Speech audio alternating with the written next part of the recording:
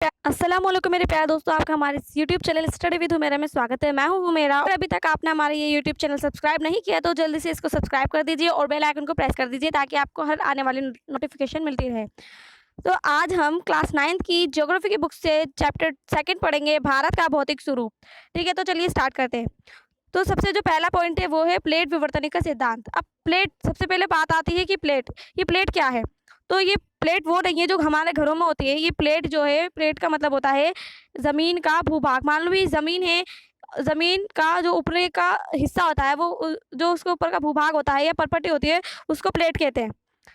जब भूकंप आता है तो वो प्लेटों के खिसकने से आता है। ठीक है, तो प्लेट विवर्तनिक का सिद्धांत एक सिद्धांत जो भौतिक आकृतियों के निर्माण की व्याख्या करने की कोशिश करता है।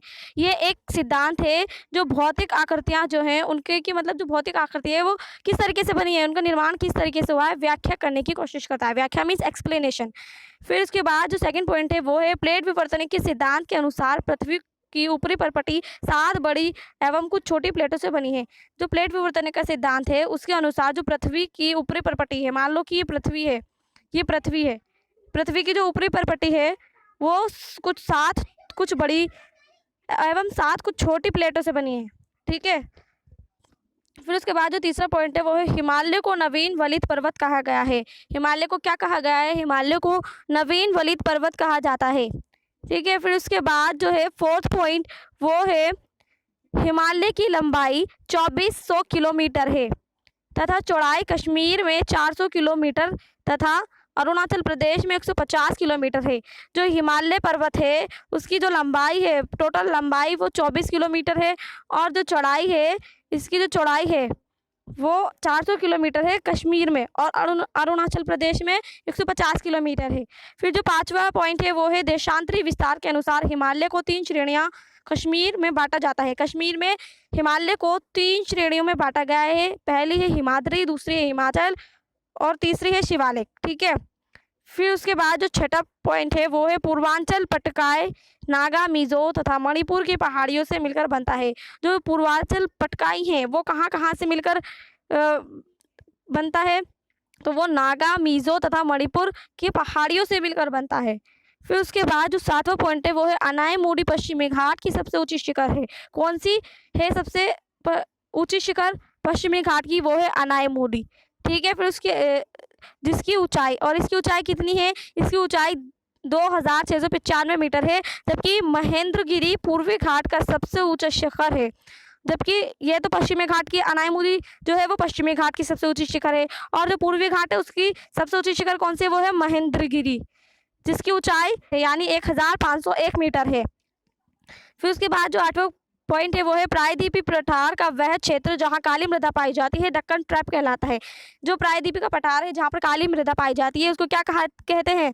तो उसको जो है दक्कन ट्रैप कहते हैं। फिर उसके बाद जो 9वां पॉइंट है वो है लक्षद्वीप का नाम 1973 में पड़ा। इससे पहले इसको लक्षद्वीप, मिनिकॉय और एमी द्वीप कहा जाता था। ठीक है, जो लक्षद्वीप का नाम है उसका नाम कब पड़ा था? तो 1973 में पड़ा था। और इससे पहले लक्षद्वीप को किस किस के नाम के जाना जाता था? इससे पहले लक्षद्वीप को जो है लक्षद्वीप, मिनिकॉय और एमी द्वीप कहा जाता था। फिर उसके बाद जो 10वां पॉइंट है वो है दो आप का अर्थ है 2 नदियों के बीच की भूमि। दो आप, ठीक है, ये शब्द है, इसका अर्थ क्या है? 2 नदियों के बीच की भूमि। फिर उसके बाद जो 11वां पॉइंट है वो है चिल्का झील भारत में खारे पानी की सबसे बड़ी झील है और ये उड़ीसा में स्थित है। ये पेपर में 1 वर्ड वाला क्वेश्चन आ जाता है कि चिल्का झील या फिर भारत में खारे पानी की सबसे बड़ी झील कौन सी है? तो वो है चिल्का झील। ठीक है, और ये कहाँ स्थित है? ये है उड़ीसा में स्थित। फिर उसके बाद जो 12वां पॉइंट है वो है नदी के सागर में मिलने से पहले उसके प्रवाह में हल्का सा अवरोध आने पर मलबे का निक्षेपण होने लगता है। इससे अवसाद जमा होकर एक त्रिभुजाकार रूप ले लेता है जिसे डेल्टा कहते हैं। तो डेल्टा किसे कहते हैं? जो नदी के सागर में मिलने से पहले एक प्रवाह में हल्का सा अवरोध आने पर जो हल्का सा अवरोध आ जाता है इसके मलबा का निक्षेपण होने लगता है। ठीक है, इससे अवसाद जमा होकर जो अवसाद है वो जमा हो जाता है और त्रिभुजाकार रूप ले लेता है जिससे डेल्टा बनता है और फिर वो डेल्टा का निर्माण हो जाता है। फिर उसके बाद जो 13वां पॉइंट है वो है हिमाचल में पाए जाने वाले प्रमुख दर्रे। तो कौन सी है हिमाचल में पाए जाने वाली प्रमुख दर्रे?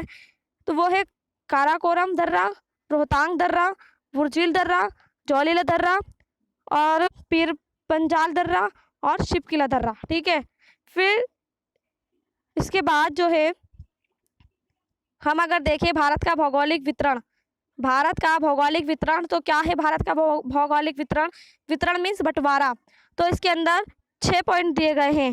सबसे पहला पॉइंट दिया गया है हिमाचल पर्वत श्रृंखला। जो भारत के अंदर हिमाचल पर्वत श्रृंखला है, भारत के अंदर हिमाचल में पर्वत श्रृंखला पाई जाएगी। आप देखेंगे कि बहुत सारे पर्वत एक साथ ही होते हैं। फिर द्वीप समूह, भारत के अंदर द्वीप समूह भी हैं, उत्तरी मैदान भी हैं और तटीय मैदान भी हैं, प्रायद्वीपीय पठार पाए जाते हैं, भारतीय मरुस्थल है। ये सारी जो है ये भारत की एक तरीके से विशेषताएं बताई गई हैं। फिर उसके बाद 1 अंक वाले प्रश्न।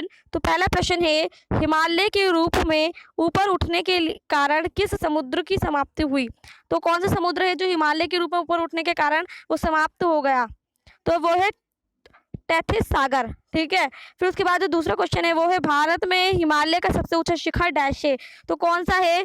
कंचनजंगा, जो कि कितने मीटर का है? वो है 8,595 मीटर का। ठीक है, फिर उसके बाद जो तीसरा क्वेश्चन है वो है डैश डैश और डैश नदी तंत्र है जिनसे उत्तर के विशाल मैदान का निर्माण हुआ। तो कौन कौन से नदी तंत्र है? मैंने आपको 3 नदी तंत्र बताए थे, सिंधु नदी तंत्र, गंगा नदी तंत्र और ब्रह्मपुत्र नदी तंत्र। ठीक है, यहाँ पर आएगा सिंधु नदी तंत्र, यहाँ पर आएगा गंगा, यहाँ पर आएगा ब्रह्मपुत्र।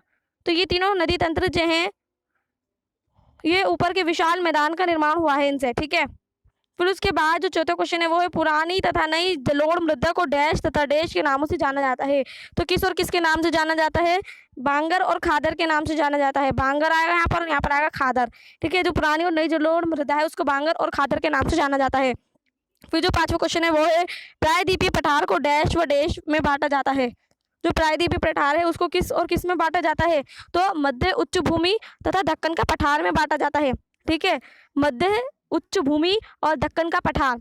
फिर उसके बाद जो 6वां क्वेश्चन है वो है भारत के कौन से द्वीप समूह प्रवाल से निर्मित है? जो भारत का ऐसा कौन सा द्वीप समूह है जो प्रवाल से निर्मित है, जो प्रवाल से निकला है?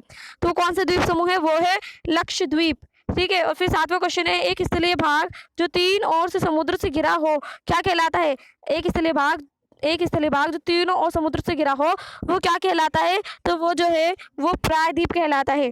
8वां क्वेश्चन है भारत के पूर्वी भाग में म्यांमार की सीमा का निर्धारण करने वाले पर्वतों का संयुक्त नाम क्या है? तो क्या है इनका संयुक्त नाम? वो है पूर्वांचल। ठीक है, फिर उसके बाद जो 9वां क्वेश्चन है, 9वां क्वेश्चन क्या है? 9वां क्वेश्चन दोआब क्या है? तो दोआब क्या है? क्या है दोआब? तो 2 नदियों के बीच की भूमि को कहते हैं दोआब। मैंने आपको पहले भी बताया था। इसके बाद जो 10वां क्वेश्चन है वो है चिल्का झील किस राज्य में स्थित है? ये मैंने आपको पहले भी बताया था, तो उड़ीसा में स्थित है ये। ठीक है, 11वां क्वेश्चन है बरकान क्या है? तो क्या है बरकान? बरकान जो है वो मरुस्थलीय भागों में अर्धचंद्राकार बल्लू के टीले हैं। ठीक है, फिर उसके बाद जो 12वां क्वेश्चन है, 12वां क्वेश्चन भारतीय मरुस्थलीय क्षेत्र की सबसे बड़ी नदी कौन सी है? तो कौन सी सबसे बड़ी नदी? वो है लूनी। ये आपको सारे याद रखने जितने मैंने अभी आपको बता दिए हैं।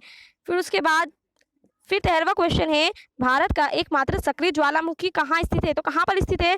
वो है बैरन द्वीप, अंडमान व निकोबार द्वीप समूह में।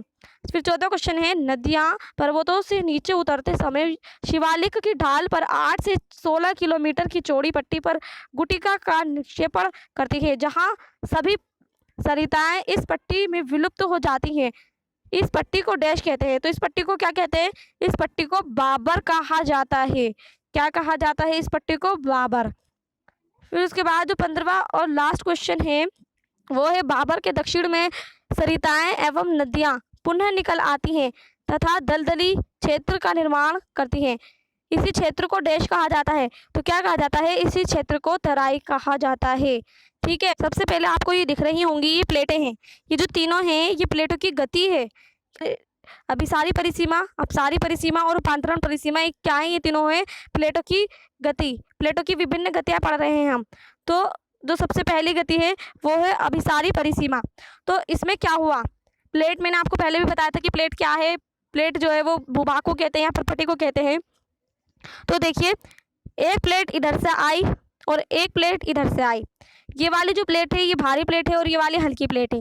जब ये आपस में टकराई तो ये वाली प्लेट जो है ये नीचे धंस गई और ये वाली प्लेट इसके ऊपर चढ़ गई। तो जब ऐसा होता है, जब ऐसी सिचुएशन होती है तो क्या होता है, तो पर्वतों का निर्माण होता है। आपने देखे होंगे पर्वत जो है इस तरीके से होता है। तो पर्वतों का निर्माण कैसे होता है कि पहले एक प्लेट ऐसा आई, फिर उसके ऊपर चढ़ गई, फिर एक ऐसा आई, फिर उसके ऊपर चढ़ गई, फिर ऐसा आई, फिर उसके ऊपर चढ़ गई। तो जब आप देख सकते हैं कि जो पर्वतों का निर्माण होता है वो कुछ इस तरीके से होता है। तो ये हो गई अभिसारी परिसीमा की गति, ठीक है। फिर उसके बाद जो दूसरी गति है वो है अपसारी परिसीमा। इसके अंदर जो है बताया गया है कि एक प्लेट इधर जाती है, एक प्लेट इधर जाती है। मैंने अभी आपको पहली परिसीमा जो अभिसारी परिसीमा बताई थी उसके अंदर दोनों आपस में आ रही थी, टकरा रही थी, दोनों आपस में ऐसे आ रही थी, लेकिन इसमें दोनों दूर जा रही हैं। तो एक इधर जा रही है प्लेट और एक इधर जा रही है। अब ऐसा होगा तो जो बीच में लावा है वो बाहर निकल जाएगा, बाहर निकलेगा तो विस्फोट होएगा, और विस्फोट होएगा तो ज्वालामुखी जैसे है, ज्वालामुखी भी कब फटता है, जब भी फटता है जब ये वाली प्लेटें जो हैं अपनी ओर से खिसक जाती हैं। तो यहाँ से लावा निकल जाता है, क्योंकि यहाँ पर गैप होगा तो लावा निकल जाता है, और इससे क्या होता है, इससे पठारों का निर्माण होता है। जब ये प्लेट इधर खिसक जाते हैं और ये प्लेट इधर खिसक जाती है, बीच में जो जगह होती है उसमें से लावा निकल जाता है, तो पठारों का निर्माण होता है, ठीक है। ये अभिसारी परिसीमा की गति है। फिर उसके बाद जो आखिरी परिसीमा है वो है रूपांतरण परिसीमा। तो ये जो रूपांतरण परिसीमा है ये इसमें क्या होता है, तो एक इधर से आ रही होती है प्लेट और एक इधर से जा रही होती है। जब दोनों आपस में टकरा जाती हैं, देखो अगर ये प्लेटें ऐसे चलती रहें कि एक के पीछे एक चलती रहें, एक के पीछे एक चलती रहें, तो कुछ नहीं होता। लेकिन कभी कभी सिचुएशन ऐसी आ जाती है कि एक प्लेट इधर से आ रही है और एक प्लेट इधर से आ रही है, तो जब ये दोनों आपस में टकरा जाती हैं तो भूकंप आता है, ठीक है। और ये क्षैतिज दिशा में गति करती हैं। ये कौन सी दिशा में गति करती हैं, क्षैतिज दिशा में गति करती हैं ये दोनों प्लेटें। इसके कारण जो है भूकंप आता है, ठीक है। इसमें बस हिमालय पर्वत दिखाया गया है कि यहाँ पर हिमालय पर्वत की श्रेणियाँ हैं। भारत में जम्मू कश्मीर से निकलते हैं हिमालय पर्वत जो है, और वो यहाँ से निकलकर यहाँ तक पहुँच जाती हैं, ठीक है। फिर उसके बाद जो दूसरा है वो है भारत का उच्चावच, जिसके अंदर भारत के मुख्य भौगोलिक वितरण दिखाए गए हैं। इसके अंदर क्या क्या दिखाए गए हैं, इसमें वही पहले तो हिमालय पर्वत दिखाए गए हैं, ये हिमालय पर्वत श्रृंखला है। और आप देख सकते हैं इसमें पहले जो है वो काराकोरम दिखाया गया है, और दूसरा जो है वो दादरी नदी दिखाई गई है। कौन सी दिखाई गई है, दादरी नदी, दादरा नदी दिखाई गई है। फिर उसके बाद जो तीसरा पॉइंट है इसमें दक्कन पठार दिखाया गया है, तीसरा पॉइंट है वो भारतीय महामरुस्थल दिखाया गया है। और पांचवें पॉइंट में दो चीज़ें दिखाई गई हैं, एक तो पश्चिमी घाट और एक पूर्वी घाट, जो कि मैंने आपको पहले भी बताया था। पश्चिमी घाट में कोंकण और ये नील पहाड़ी फिर उसके बाद जो पांचवा हो जाता है, फिर उसके बाद छठा है लक्षद्वीप। आप देख हमारा चैप्टर जो है वो यहीं समाप्त होता है। अगर आपको इसमें ज़रा सा भी समझ में आया हो तो हमारे इस वीडियो को लाइक करिए, हमारे इस YouTube channel study with Humera को सब्सक्राइब करिए, और अपने दोस्तों के साथ इस वीडियो को शेयर करिए। और जो है अगर आपको कुछ भी डाउट हो, कुछ भी पूछना हो इस सब्जेक्ट से रिलेटेड या किसी भी चीज़ से रिलेटेड, तो आप मेरे से कमेंट करके पूछ सकते हैं, मैं उसका ज़रूर जवाब दूंगी। तो थैंक्स फॉर वॉचिंग।